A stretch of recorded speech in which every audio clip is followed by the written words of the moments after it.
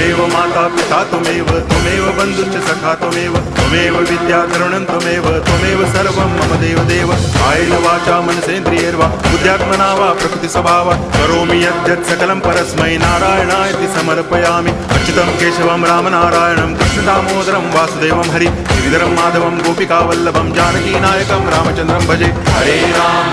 Ram Ram Hare Hare Hare Krishna